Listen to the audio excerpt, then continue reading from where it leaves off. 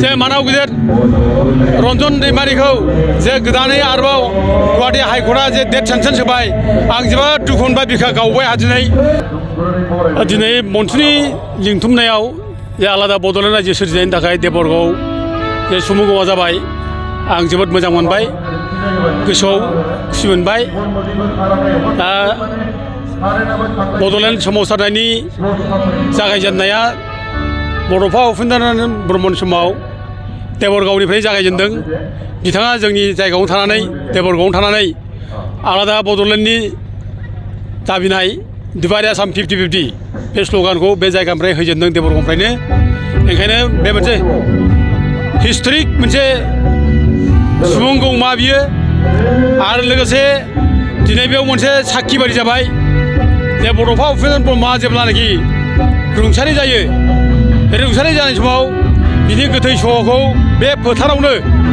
दोनफैनाय जादों दा गथे बे फोथारनिफ्रायनो बिनि गोथै सह दोननाय जायगानि फोथारनिफ्रायनो दिनै जे बर' फिसाफ्रा जे आलादा बड'लेण्ड रायजो नांगौ होननानै डिभाइड आसाम 50-50 नांगौ होननानै बुंफिनबाय बे गिदिर बाथ्रा बियो आं जोबोद मोजां मोनदों आं बयबो रायजो राजाफोरखौ आं साबायखर हरदों आरो लोगोसे जोंनाव जाहाथे बड'लेण्ड रायजो दाबिनायनि जाहाथे जावरिखांनाय बे जावरिखांनाय धौआ जाहाथे आइ आफा रायजो राजानाव जाहाथे फैयो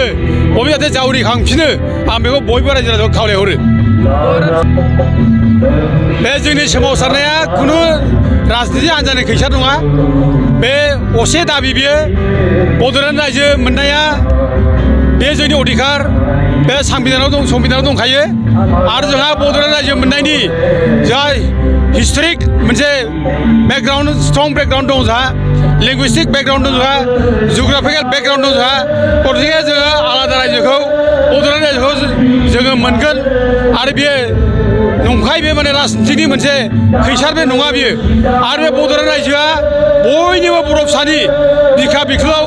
प्रत्येक थैयावनो प्रत्येक रोदावनो हाबनानै दंजोबो बेखायनो सोरबा जुदि बुंदोंब्ला बे बड'लेण्ड रायजोआ मोनसे खैसारजों राजनिति खैसार बे गावनो राजनिति खैसारजों गेरेबनानै सोरनिबा थोननायाव बुंनाय बाथ्रा बे खैसारनि बाथ्रा नङा बिराद शक जाबाय दिनै खोनानै आं दासो खोनानो मोन्दों जे मानाव गिदिर रन्जन दैमारिखौ जे गोदानै आरोबाव गुवाहाटी हाइकर्टआ जे डेथ सेन्सन होबाय आं जोबोद दुखु मोनबाय बिखा गावबाय दिनै जे बर'नि सासे आगोमा गावनि हारिनि थाखाय जुजिनानै गावनि हारिनि थाखाय आलादा बड'लेण्ड रायजो नागिरनानै जे बे जे गावनि आरो बे हाबा मावनाया जोङो अबेबा माने हाग्रामा महिलारि सरकारखौ डिस्टार्ब होनायनि बाथ्रा सिन्था खालामना जों मावाखै बा दिनै जों दा मावगासिनो दङ बेबो प्रमद बर'नि सरकारखौ डिस्टार्ब खालामनांगौ होननानै जों मावाखै जोंनि अधिकार जोंनि मोन्थाय जोंनि हाफोरखौ जों रैखा खालामनांगोन बे जोंनि अधिकारखौ लानानै जों मावदों आरो ट्राइबेल बेल्टनि हाफोरखौ जुदि जोङो उद्धार जुदि खालामनो हायाब्ला जोंनि भबिष्यतआ खोमसि जोंनि भबिष्यत थानाय नङा आरो जोंहा जे सिमां दङ आलादा बड'लेण्ड रायजो मोननायनि जोङो बे आलादा बड'लेण्ड रायजोखौ जोङो मोननाय नङा जेब्लासिम नों बे ट्राइबेल बेल्टनि हाखौ जों उद्धार खालामनो हाया आलादा बड'लेण्ड रायजोखौ नायोबा बेखायनो जोङो ट्राइबेल बेल्टनि हाखौ जों उद्धार खालामनांगोन जोंनि अधिकारखौ जों मोननांगोन आरो जोङो ट्राइबेल बेल्टखौ उद्धार खालामनानै जोंनि इसिबां गुबुन हारिफोर दङ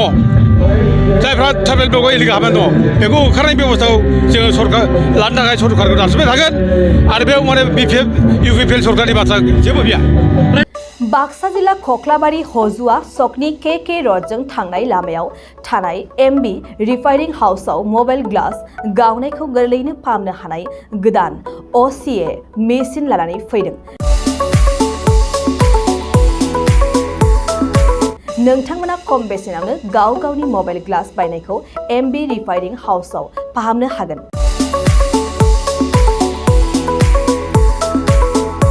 मबाइल ग्लास बायनायखौ फाहामनायजों लोगोसे मबाइलनि बायदि रोखोमनि बाहागो आरो बायदि रोखोमनि मबाइलनि गाज्रि जानायखौ बे एमबि रिफाइनिं हाउसआव फाहामनो हागोन।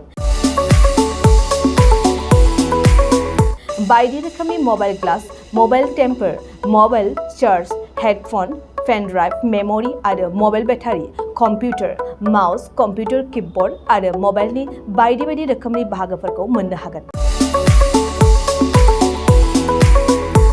एमबि रिफाइनिं हाउसआव फोरमायनाय बायदिब्ला दासान्दिनिफ्राय लानानै फैगौ दिवालीसिम डिसकाउन्ट होगासिनो। मख'नो गोनांदि एमबि रिफाइनिं हाउसआव गुबुन हादोर एबा भुटान हादरनिफ्राय माखासे सुबुंफोराबो बायदि रोखोमनि मबाइलफोरखौ फाहामथाय होफैयो। आबुं मोनथिनो थाखाय 8471972412 नङाब्ला 7002741465 जानबुं अनजिमायाव जगाजग खालामनो हागोन। सम फुंनि 8:30 रिंगानिफ्राय मोनाबिलिनि 8:30 रिंगासिम।